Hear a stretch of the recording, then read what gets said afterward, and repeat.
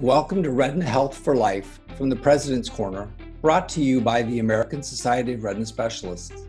I'm your host, Dr. Tim Murray, coming to you from Miami. On each episode, we'll bring you inspiring conversations about your sight and the special role the retina plays in making healthy vision possible. We'll hear from expert retina specialists as well as directly from patients about living life to the fullest with retinal disease. Join us and learn how to safeguard your retina health for life. Welcome to the ASRS's Retina Health for Life from the President's Corner. On this episode, we're going to talk about sickle cell retinopathy, a retinal condition that affects people with sickle cell disease. And here to talk about the condition for us today is my colleague and fellow retina specialist, Dr. Adrienne Scott, from the Wilmer Eye Institute at the Johns Hopkins School of Medicine. Welcome, Adrienne. Thank you, Dr. Murray. It's a pleasure to be here with you. It's a pleasure to have you here. One of the things I think that I'd like everyone to know is that you are, in fact, one of the true leading experts and researchers in the field of sickle cell retinal disease. Could you give us some idea for our audience? How did you first become interested in advancing research for this condition? Sure. So I started at Wilmer and at Johns Hopkins in about 2008, right about the time one of my mentors, Dr. Mort Goldberg, was ramping down his clinical practice. And Dr. Goldberg was really one of the true pioneers in sickle cell retinopathy. In fact, our staging system that we all know and take to our minds is named after him.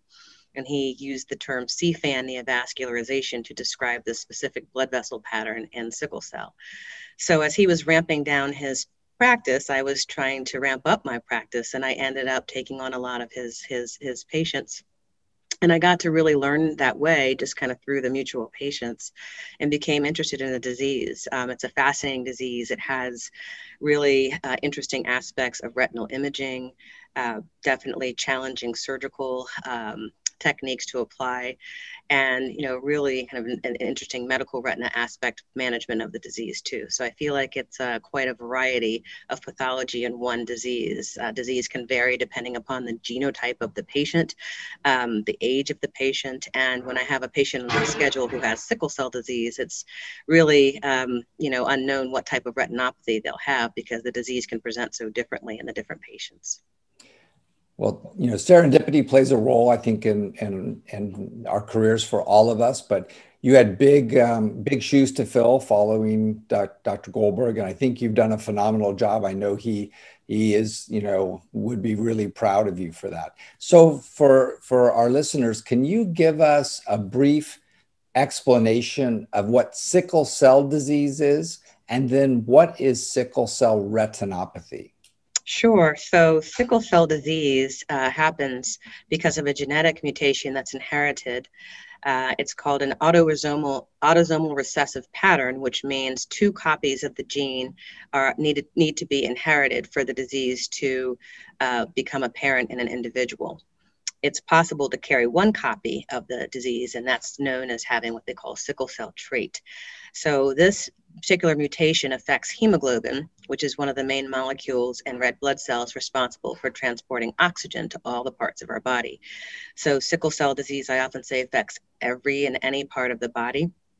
And it also affects every and any part of the eye.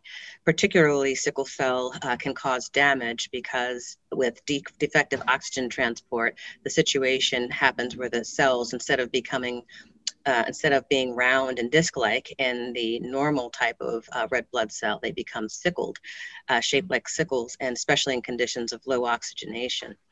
So it affects tissues that are particularly vulnerable because they have a high oxygen demand, such as the retina.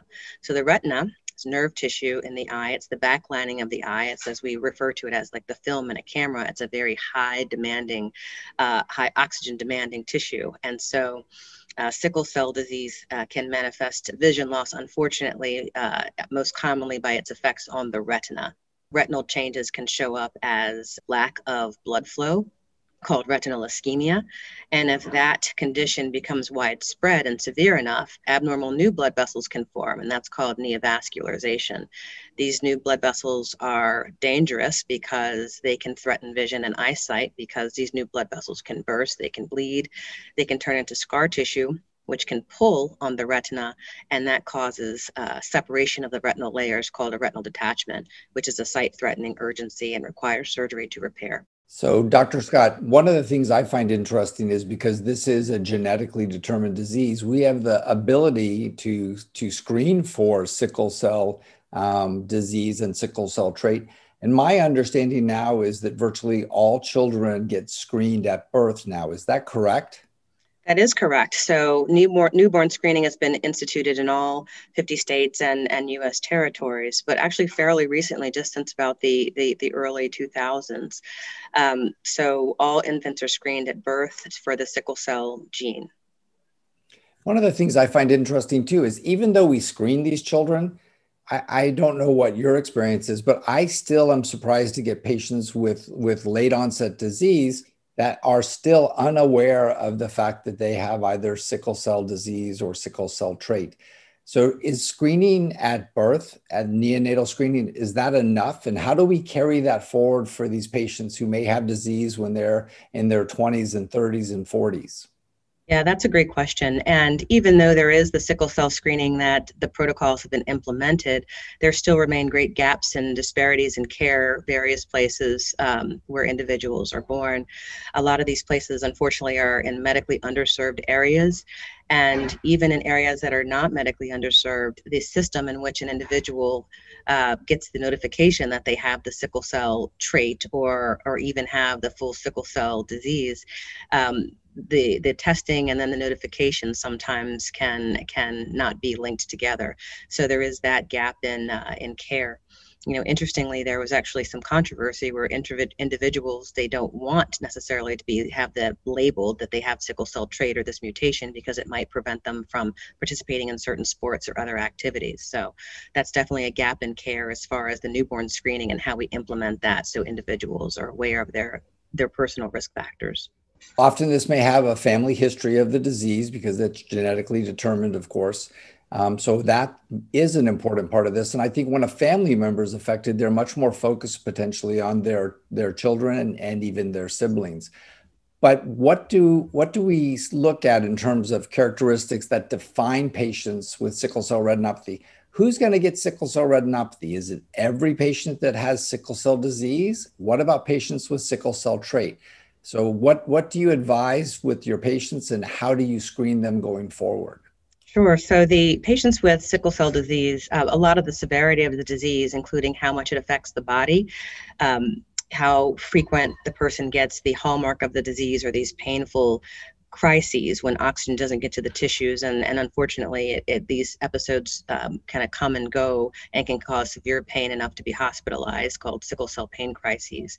So depending on the genotype of the patient, a lot of the overall bodily disease can be determined. So people who have the homozygous trait gene, meaning they have two copies of the same abnormal hemoglobin gene, tend to be more affected systemically, meaning more vaso-occlusive pain crises, more risk of things like lung problems called acute chest syndrome, bone problems, avascular necrosis where the bone becomes infarcted, where the oxygen doesn't flow, strokes, or kidney problems as well.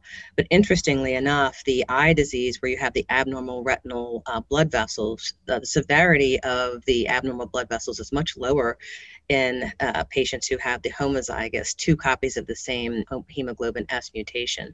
The risk of severe eye disease is as low as 15 to 20% in those patients.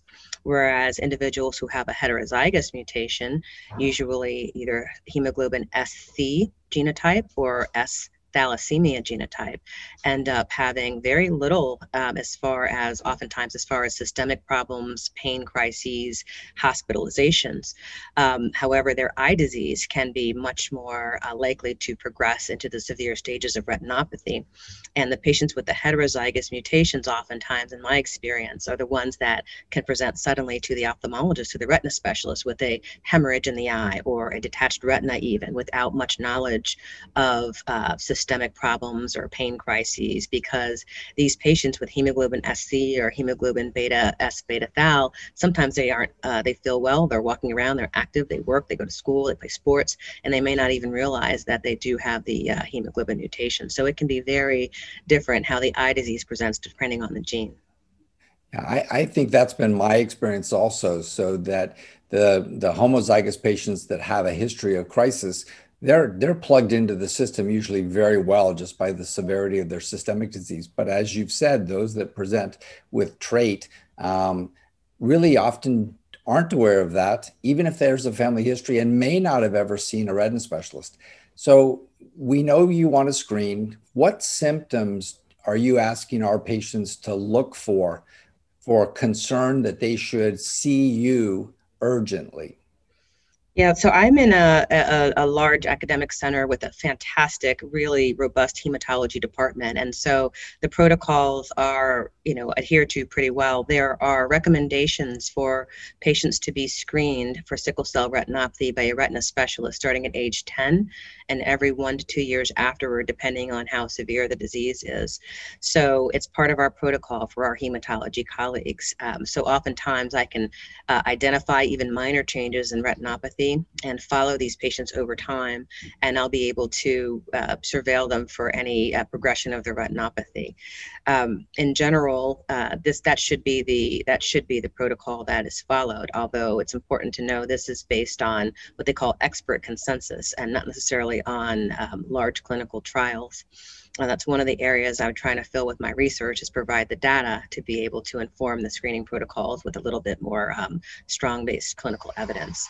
So just to go from there, are there ways that you look at patients now? You have a patient, you've discussed some of those symptoms, maybe the flashing lights where there's pulling on the retina surface from the jelly in the eye, or maybe those large floaters that suddenly occur that may be a hemorrhage or a tear in the retina, or some blurring or distorted vision, which can be that fluid in the macular area, or the curtain-like change, which could even potentially be a retinal detachment.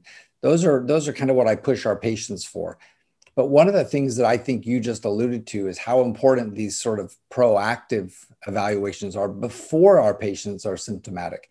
Could you take us through some of the really, I think, huge advances in our abilities to look at the retina of patients with sickle cell and other diseases like diabetic retinopathy or macular degeneration?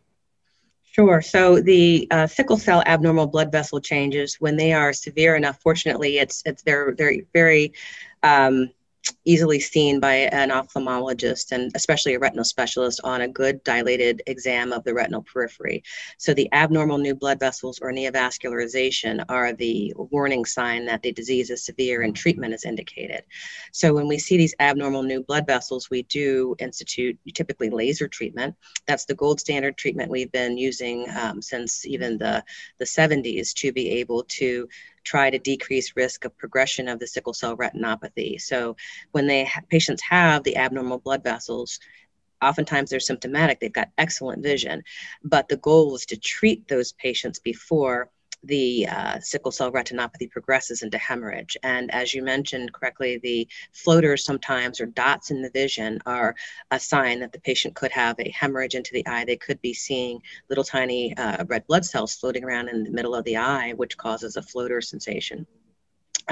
One of the advances, there are lots of advances in imaging that help us to better detect sickle cell retinopathy. So sometimes you can find very subtle areas of abnormal new blood vessel growth with a test called fluorescein angiography.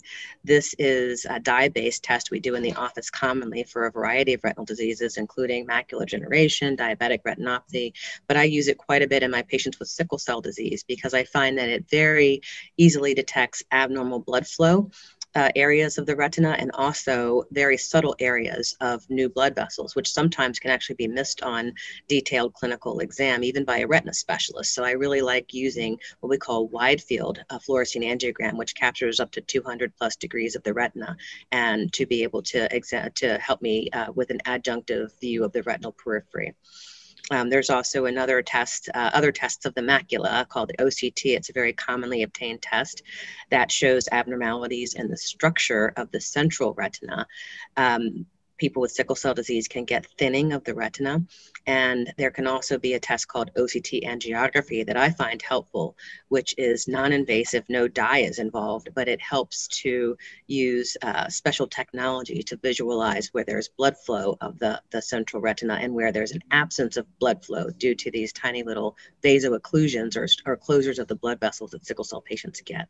So I usually do some combination of those treatments when I do see my patients for sickle cell retinopathy evaluation. So I think those testing opportunities for our patients are almost miraculous. What we can see in the retina and how precisely we can localize changes in the blood supply to the retina and the retinal tissues themselves continues to fascinate me. So those advances, I think, have really pushed both our understanding of the disease, our ability to screen our patients, but also help us to guide our therapies. You've commented on the use of laser therapy, which has been the gold standard for us. There's been some recent interest in the use of intravitreal injection therapy for the treatment of some aspects of sickle cell retinopathy. Could you comment on that for our listeners? Certainly. So, you know, the laser treatment is the gold standard, tried and true treatment. But sometimes, even if a patient has had laser treatment, the abnormal new blood vessels are still active, meaning they're still leaking on the dye test. They're still kind of causing hemorrhage into the vitreous, and the patient's symptomatic with floaters, or they tend to be growing even despite good laser treatment. So in those cases, I will use antivascular endothelial growth factor treatment, or anti-VEGF treatment. These are medications that we inject in the eye. We use plenty of numbing medication. These treatments are very well tolerated and are given quite frequently for patients who have diseases such as diabetic retinopathy, diabetic macular edema or swelling, and macular degeneration, because these medications work wonderfully for causing abnormal new blood vessels to shrink up and regress. And sometimes it can also help hemorrhage into the eye kind of go away a little bit more quickly. So I do like to use anti-VEGF treatments for my patients with sickle cell retinopathy and abnormal new blood vessels as an adjunct, meaning not necessarily as my first line treatment, but for some reason the new blood vessels are active despite laser, or if I find that I have hemorrhage into the eye and I can't see well enough to place laser, I may try the antivascular endothelial growth factor injection as well. And some people have even suggested using them at the same time, targeting sort of two different aspects of the disease process, and the feeling that maybe this enhances the treatment of laser therapy alone. So I know that you're doing some significant research on that. I know that others are looking. I think the field is really advancing quickly to incorporate some of these new therapeutic approaches. And really that leads me to what you and I probably hate the most, which is those patients that present to us with complex retinal detachment. Can you tell us what a retinal detachment in sickle cell retinopathy looks like? And can you give us some idea of some of the major surgical advances that we're employing now to achieve the kind of visual result that we would like for our patients? Yes, so the very last stage of sickle cell retinopathy is called a retinal detachment, and that is when the abnormal new blood vessels have grown and they're pulling on the jelly in the middle of the eye and on the retina, so much so where the retina, the fine, thin layer of nerve tissue in the eye, becomes pulled out of place from where it's supposed to be flat in the back of the eye. So it's called a traction retinal detachment. The retina in sickle cell retinopathy, unfortunately, is also very thin. Whenever tissue is ischemic or doesn't have much blood flow, it also tends to thin. So these eyes are also prone to breaks or tears of the retina, and that's called a rhegmatogenous retinal detachment. So, these patients unfortunately can get traction retinal detachments or retinal detachments as a result of a break or a hole or a tear in the retina. And as we mentioned earlier, some of the symptoms, it doesn't hurt, there's no pain actually involved in retinal detachment, but unfortunately what the person may experience are lightning flashes, new floaters, or an extreme shower of new floaters, or a curtain or shadow over their vision, a loss of peripheral vision. So once a detached retina is diagnosed, unfortunately, the only remedy is surgical intervention. And these patients are these eyes are very challenging to perform retinal detachment surgery for, because oftentimes the patients are young. We have to think about, they have their natural lenses, and we know these types of surgeries that we do tend to cause a cataract to form and progress. And we have to treat the eye in the context of the entire individual with sickle cell disease, because these patients are prone to pain and have complex medical histories as it is. So whenever I have to take a patient to the operating room for sickle cell disease, one of the most important things that I try to do is communicate with their hematologist or have a consultation with the hematologist if the patient doesn't have one, to be able to ask about preemptive therapy. So for example, a lot of patients will get exchange blood transfusions to be able to maximize their oxygenation and blood flow for surgery. So I definitely recommend communication with the hematology team prior to surgery for these patients. It's also important to communicate with the anesthesiologist during the case. Certain care needs to be taken to make sure the patient is very well hydrated, very well oxygenated. The surgical room is warm, because oftentimes cooler weather promotes a sickling environment. Special care needs to be taken during surgery to maintain a normal physiologic pressure of the eye, and not to let the pressure of the eye go too high, because unfortunately the abnormal blood flow, the high eye pressures can lead to abnormal blood flow and can cut off circulation to the eye, sometimes with permanent effect. So there are a lot of considerations with not just the complexity of the retinal detachment, but the overall care of the patient and the recovery and the pre-op period. So that's outstanding, because I think really these patients require a clear team approach between hematology, anesthesiology, and us as their retinal surgeon. The other thing that I found very helpful is how much the technology in the operating room has changed. So to be able to use these sort of microsurgical instruments that we can put in through valved cannulas, so that we don't have fluid moving through the eye continuously, and we can maintain that stable pressure well. And then the advances in some of the laser technologies to allow us to get out to the far periphery. And then the ability to use high-speed cutting, where we're cutting in some of instances of the equipment we're using now at almost 20,000 cuts per minute. And I have found that technology really, to me, has made the surgical approach to these difficult eyes much easier. So have you had an opportunity to appreciate some of the advances in the instrumentation that we're using for our patients? Absolutely. I tend to do something called bimanual technique when I operate on these patients. And that just means that usually when we do a vitrectomy procedure, so the vitrectomy procedure is kind of cleaning out the gel of the eye, trying to remove the pulling effect of the abnormal blood vessels and the scar tissue that's pulled the retina out of place. And, doing that type of vitrectomy tends to relieve traction or the pulling forces on the retina, and enables the retina to flatten again. So by manual technique, so in a typical vitrectomy, you usually have a light to help us see, and then we can have another in one hand, and then we can have any other type of instrument in the other hand. That's something to remove the vitreous, or we can have a laser, or we can have like a special type of forceps to remove scar tissue. What I like to do is to place what's called a chandelier, which is a special type of light to the eye, to give me an overhead lighting view while I operate. With one hand, I'll have, for example, a retinal forceps, and the other hand, I may have a special retinal pick to help me to carefully dissect the abnormal scar tissue. One of the most difficult parts about these cases is that the retina is very friable, meaning it's very prone to making breaks or tears just by trying to remove the scar tissue. So I find that being able to operate with two hands having an overhead lighting source helps me to minimize the amount of traction or pulling additionally that I'm putting on the tissue. So you've also been actively sort of expanding our research knowledge about when we should see our patients, how we should see them, how often, what type of exams. There's been a lot of interest in some of the other chronic diseases to be using imaging, maybe in part at the hematologist office, and then letting some degree of artificial intelligence enter in the picture and help us screen patients. Have you been able to look at sort of imaging, wide field imaging with that kind of interpretive analysis? And have you felt that that may be where we're going to be going in the future for some of our patients?